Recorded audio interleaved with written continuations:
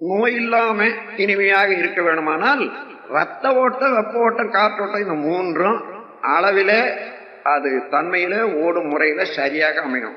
இந்த மூன்றும் குறைபட்டாலும் முரணானாலும் உயிருக்கும் உடலுக்கும் கான்ஃபிளிக்ட், நட்பு வேறுபடும். ஆகையினால அங்க நோய் வாய்ப்படுகிறோம். ஆகையினால நோய் இல்லாத பார்க்கணும்னு சொன்னா இந்த மூன்றையும் சரியாக வைத்துக் கொள்வதற்கு அதற்கு ஏற்ற உணவு, உறக்கம், உழைப்பு, உடலுறவு, எண்ணம் இவைகளை எல்லாம் சரியா வைத்துக் கொண்டு உடலுக்கும் உயிருக்கு இடையே உள்ள உறவை சரியாக வைத்துக் கொள்ள வேண்டும் என்பது ஒன்று. அதன் பிறகு இந்த உயிருக்கும் மனதுக்கும் ஒரு உறவு நல்லா இருக்கணும். உயிர் என்பது ஆற்றலை எப்பொழுதுமே வெளியிட்டு உற்பத்தி செய்து கொண்டே இருப்பது.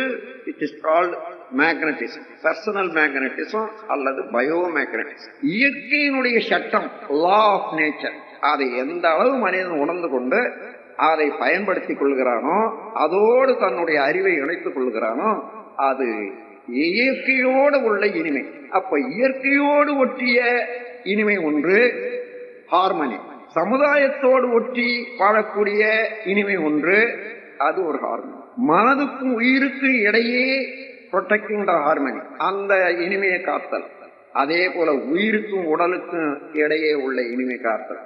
இந்த 4 வகையிலேயும் இனிமையை காக்க வல்ல ஒரு கலை எதுவோ அதுதான் ஆன்மீக கலை.